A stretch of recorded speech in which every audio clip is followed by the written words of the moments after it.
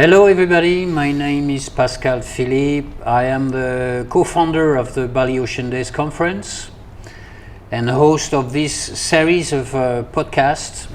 Today we are very pleased to welcome an organization that goes a bit beyond marine conservation but cares about a high impact industry that is tourism, and will learn about how we can energize, transform a high impact industry according to sustainability principles. Hello, Ibu Suzy. Hello, Suzy Hutomo.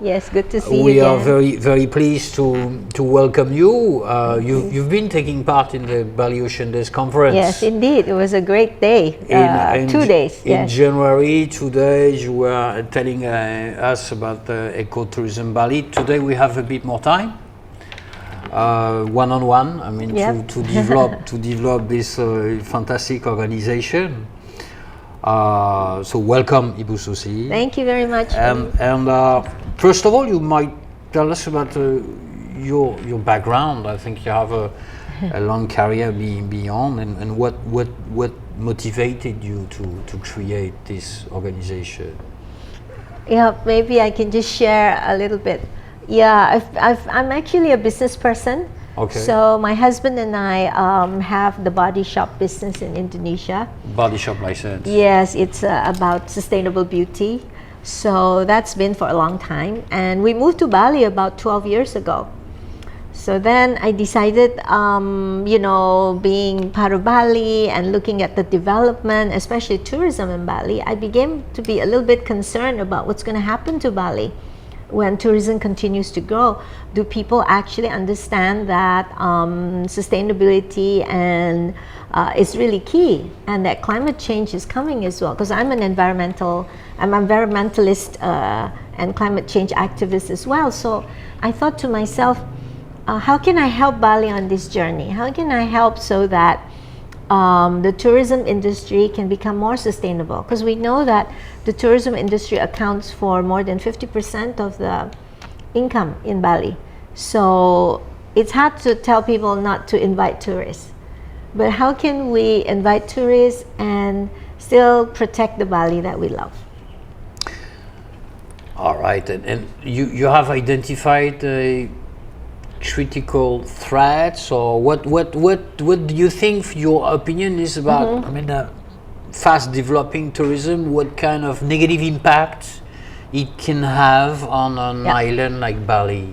Yeah, I guess being an environmentalist, I always believe that nature is the base of everything. The beauty of Bali is truly based on the natural environment that we have here, and of course the culture that is in Bali. So when we have a lot of tourism, it's necessary to plan well in order that we have proper zoning, sustainable efforts, because when we are chasing after a single bottom line, which is just profit, it becomes dangerous. We need to chase after more than just profit. And you have identified the impacts such as high traffic, waste management issues, water treatment issues. Yes, definitely. So if we look at what tourism brings, one is not well managed, certainly. First of all, as you mentioned, it's waste. So waste, as we know, is a perennial problem in Bali. Mainly, I think, because we need to anticipate the kinds of waste and how we manage this waste, and to, of course, look at the principles in managing and reducing all this. Secondly, obviously, is energy. The more people there are coming to Bali, there will be the need for more energy, but the more energy which is derived from fossil fuels, well, as we know, will contribute to climate change. Yeah, because the power generation here in Bali still depends on Java, fossil fuel. Yes. power plants. That's only. right, from coal especially. What do we know about renewables here? And is there any? I believe there has been more effort to introduce renewables. There's a big project in Nusa Penida, I believe. In Nusa Penida? Yes. A photovoltaic project? Yes, solar a panels? photovoltaic It's project. in progress? Yeah. So we can And, hope about production of renewables in Bali anytime soon? It's a bit of a two-pronged, how to say, development. On the one hand, I think there's more focus on trying to deliver more clean energy for Bali. Yeah. Sure. On the other hand, there have been government policies that are counter to this. For instance, the PLN and the SM departments, they won't allow individuals to install more than 15% of your energy. So there is a limitation, and I think as a producer too, the price that PLN would pay is very low, yeah, right? Compared to production cost. Yeah? The thing is, if you produce your own power through solar, it's actually quite good now. The return is very good. The return's okay? Yes, the return Has is been good improving? now. Much improving. The cost of right. solar panels has come down. Okay. So the future of Bali is definitely to go with renewable energy and also transportation. As one good thing is, I think, with all the events being held in Bali and Indonesia wanting to showcase the electric future of Bali. So now we have more electric cars in Bali, for instance, and they're trying to build more charging stations. And so that's the positive part, but it's still very small. These efforts are still quite small compared to the growth of tourism, the amount of tourism that we receive today. So it's an emerging trend only, yeah, right? Yes. So Eco Tourism Bali, Ibu Suzy, how would you Eco Tourism Bali? How would you define eco tourism versus other types of tourism? Yeah. So Basically. actually, my partner and I wanted to name it Sustainable Tourism Bali. But as we know, sustainable is a big word, and nobody is searching onto the internet to sustainable Bali. Nobody looks at that. They want ecotourism. So we said, okay, we'll call ourselves ecotourism. Although the term itself generally means nature-based. But we are nature-based too, in the sense that we want to build a community around sustainable tourism based on a verification process. We talk about sustainability assessment services that That's you right. propose to the hospitality industry, to That's the right. hotels, resorts, restaurants. That's correct. Is it correct? That's very right. So we want to build a group or a community of people who are in this area. So we want to convince hotels, resorts and restaurants that it's not difficult to be sustainable. Because when I was concerned about the tourism industry, I took a course, which is the GSTC, which is a Global Tourism Council course on sustainability. And I found that businesses have to have a checklist of about 150 questions in order to be able to call it self-sustainable. And it's all in English. So I thought to myself, this is not going to happen. Not really adapted to the local situation, so you have streamlined 30 those questions. GTSC standards and indicator into something a bit more practical. Much more practical. So we worked with Copernic, which is a social research organization. All right. And they've developed 30 questions. So this is the, how do you say, the easiest and quickest way for everyone to get onto this journey. That's what I wanted. I wanted more and more people to get on this journey. If you're a big hotel, small hotel, if you know nothing, get on the journey by doing an assessment with these 30 questions. Okay, so you have audited many Yes, of this. We are now starting our audits. The first one is actually being conducted. Actually, the Mosaic is doing an assessment with us, and it's being audited at the moment. So you have quite well-known institutions in Bali that cooperate with you, well-known restaurants, hotels, resorts. We are progressing. We have had a lot of support from the Bali community. A lot of support, and we're now progressing because we want to get the support of Jakarta as well. Not just the business, but the Ministry of Tourism. So we are now making sure that whatever standards we're building are going to be supported as well by the ministry.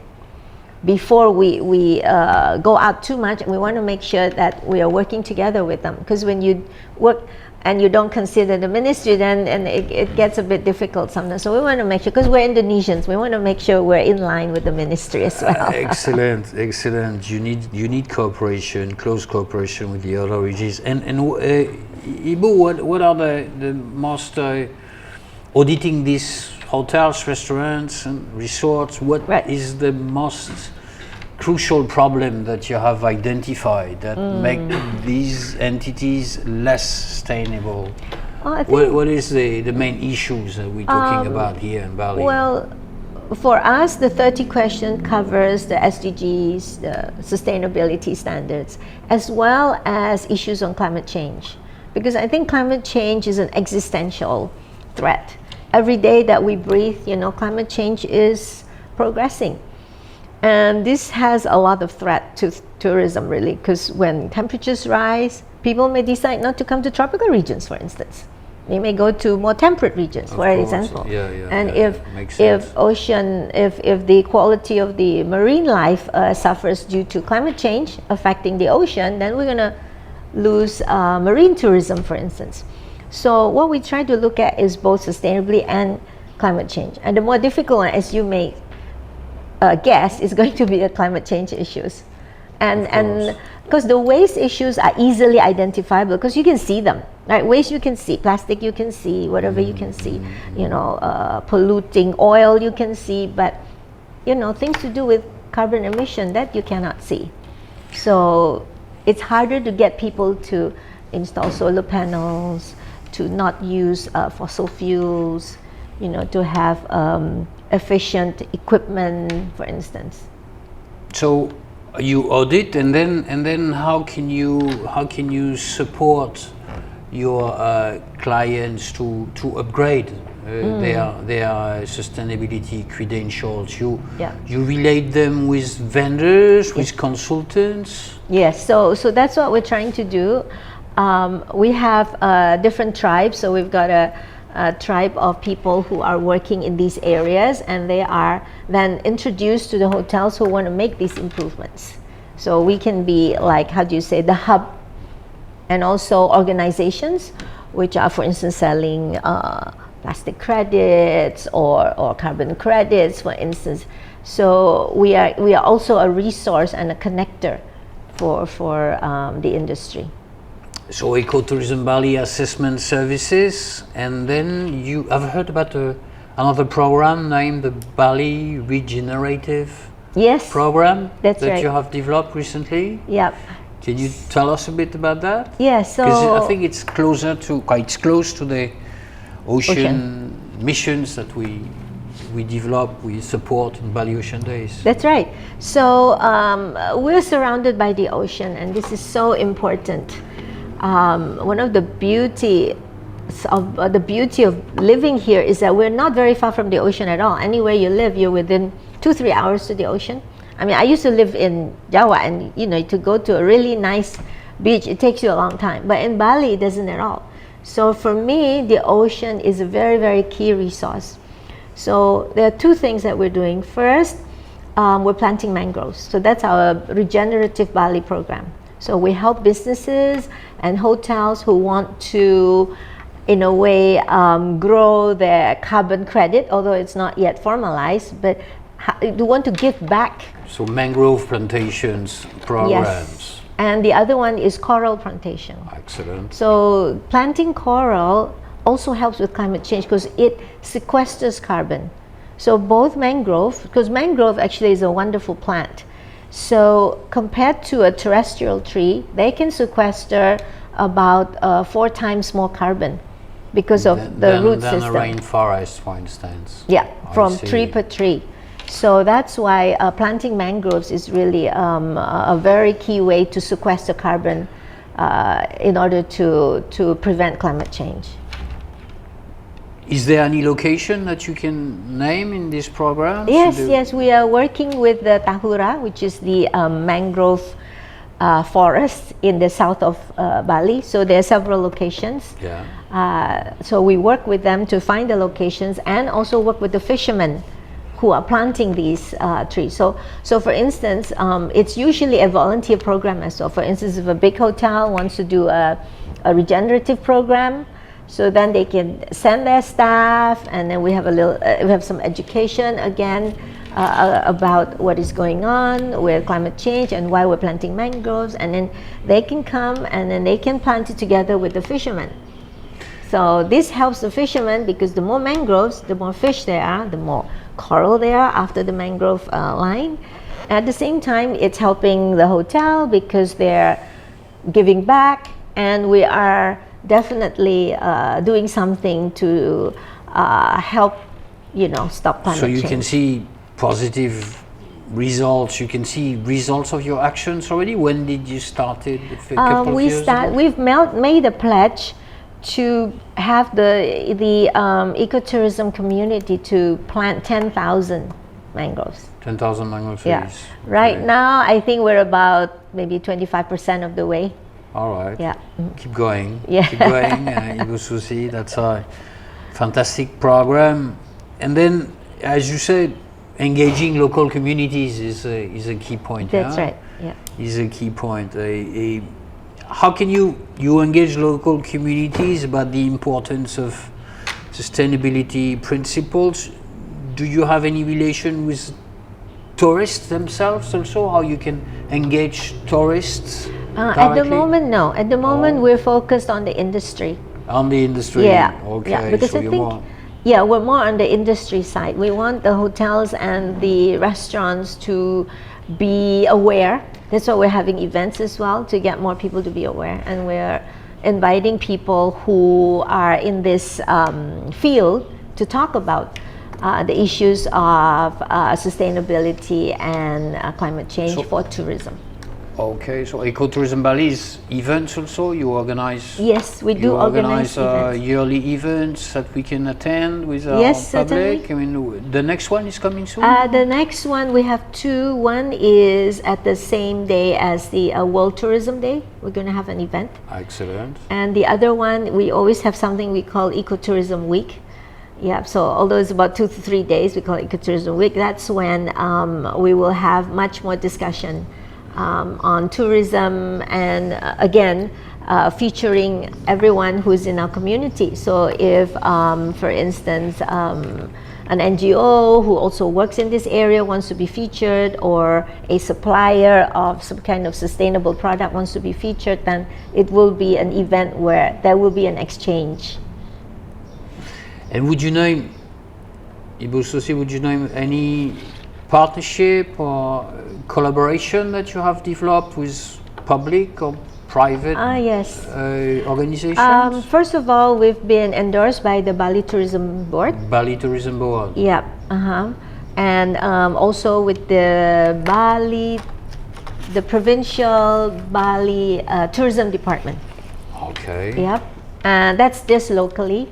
And we are working closely with the Ministry of Tourism to make sure that their vision for Bali is rooted in a vision of Bali. Because if sometimes when ministries come from Jakarta, they don't really, they look at it from Jakarta, they don't look at it from Bali. So we want to work with them to make sure that everything that they're thinking about is also has also a lot of consideration about us who live in Bali and the communities in Bali. Besides that, internationally, we're part of the global climate-friendly travel, or we call it SunX organization. SunX, okay. Yeah, so this is a organization that was set up by the ex-president of the WTO, which is the World Tourism Organization. So he was very concerned about climate change. So he developed something called the climate-friendly travel. So this is a similar objective, talking about how sustainability and climate change is important, and aims to have chapters in all the countries, especially focusing on developing and small island states. international cooperation is crucial. Yeah, right. Yes. And how do you see the future of, let's say, in 10, 20 years in Bali, the development of tourism? How do you see the situation? Yeah, I only see it from the lenses of sustainability and climate change, I guess. I think because we know that problems are not decreasing. Problems are kind of they are increasing. Getting bigger, getting more impactful. Yes. In terms of traffic. Yes. In terms of quality of air, in terms of degradation of ocean ecosystems. What do you think would be instrumental, would be crucial in reverting the situation in a way? Combination of factors, probably. Yeah, I think the most important factor is, I guess, Bali as a province, as an island. We need to have a vision about the future, which means that we need to understand the threats, we need to understand the trends, and in context of the trends that we're looking at and the threats that we're looking at, what are the key issues? And we're very lucky that SunX Climate Friendly Travel actually developed a report for Bali as a gift, which we will be featuring in our events to talk about the myriad things that you need to plan, because in a island as big as Bali, you need good planning, you need good governance, and then you need a huge amount of awareness so everyone will join together. And the awareness is around those issues. What are the threats to our ecosystem? What are the threats to the traffic, the proper infrastructure, and everything needs maintenance. And what is the cost? I guess the main thing is that when you have business, very often what is not realized is the invisible cost. Doesn't cost money, but it's the invisible cost, like we experienced. There's more traffic, more pollution, the ocean is degrading. So this invisible cost, or sometimes people call the external cost, is something that's people don't realize. And that is the key issue, I think, in Bali. But once we realize, if everybody, the whole community, everybody says we understand the invisible cost. Therefore, whenever we do something, we have to consider this is costing us something. Not money, but it's costing us our quality of life, the effect on the environment. Then I think the mindset will change. Okay, it's not cheap. Not easy just to get money, And in this situation, would you have some examples to name? I mean, in terms of let's say, particularly positively managed, sustainably managed hotel resorts. Which one are the most advanced? There are a few who are. There are already quite well-known ones. We could support them also. We could visit them more. Certainly. I mean, in Ubud, you've got Mana Ubud. Mana Ubud. Yes, Mana, and you've got obviously Bamboo. John Hardy's what do you call it? John Hardy's development. Yes. Bambal. That's right. Yes, and then I think in Tabanan you have a few very ideal. See, these right now are all built by generally quite idealistic people, if you know what I mean.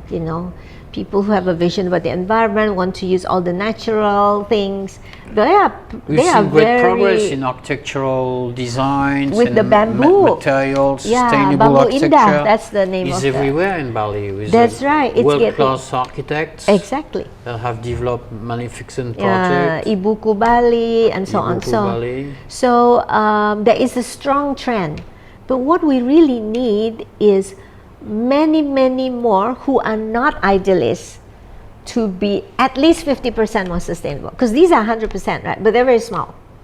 We can count. To reach the mass market too, right? More of they are like, I think 10,000 accommodations in Bali or whatever. So if we can even have 50, let's say 50% of them be 50% more sustainable, the impact would be much greater than just having a handful of people who are truly, truly sustainable. So that's why Ecotourism Bali developed something quite simple, because when you do an assessment, it's not difficult and it introduces the concepts. So at the same time, we're educating every single property who wants to do this assessment. The assessment is not very expensive. You can do it. You can look at your impact. So you keep it up and remain relatively optimistic about the future of this mission? I think you're just racing against time, basically. I'm optimistic in the sense that more and more people will understand. But the question is, you're racing against time, right? And also the worldwide trends on tourism are quite startling. That when they did a survey worldwide, I think the number is like 50% of the people in the world want to travel. It's like billions of people. Tremendous impact, yeah. Because how many tourists do we welcome here in Bali roughly per year? Right now it's already more than 10 million, including the local. Including local tourism. Yeah. I think foreign tourism is about 6 million, so double that, the local local tourists. So we're already looking at, I believe, 12 million or more, and it's going back to pre-pandemic levels. I think if you and I recall, in 2019, just before pandemic, we had a lot of traffic jams as well. Yeah, and we're coming back to that stage, and it's growing further. So, I mean, it's really good for the economy, we know, but for the environment and for the culture and the kind of lifestyle that we know, or the kinds of lifestyle that actually tourists are looking for, in fact, because that was what Star told me, that people come to Bali expecting to see very natural things. Of course, they like shopping, they like beach clubs, but they also want to know that there are natural things and cultural things and people who live naturally. But if we overdevelop and really kill the things that people want and also kill our lifestyle, then of course, because we know about the reviews of beaches, of waste, plastic pollution and waste, and yes, the situation is difficult to manage. Yeah, exactly. We know that there is a dark side of Bali. Exactly. We can't hide, and we need to address straightforward to make real progress. Exactly. How can we support you, Ibu Suzy, in your organization? How our viewers can participate in your efforts? I think to learn more about what's happening, if you're in Bali, then I would suggest you can follow us at Eco Tourism Bali in our channels, the Instagram, the TikToks, and on top of that, I think I'm sure many people who are watching this also have businesses or are patronizing businesses. So it's good to notice how businesses behave. Like, for instance, before the pandemic, people were, as you know, we have a law we've already passed the law in Bali to ban plastic bags, plastic straws, and also styrofoam. Has it been effectively implemented? No, unfortunately, there are no sanksi, we say in Indonesia. There are no fines, you don't. Yeah, we remember this fantastic campaign by Melati. Exactly, the bye plastic. Plastic bags. That's years right. ago. We know about Sungai Watch efforts. That's right. So many change makers are here. Yeah. So when it was actually progressing quite well, but we had the pandemic. During the pandemic, everybody fell back in love with plastic, if you know what I mean, because of hygiene factors. So then after that, there hasn't been a renewed effort to to monitor the ban.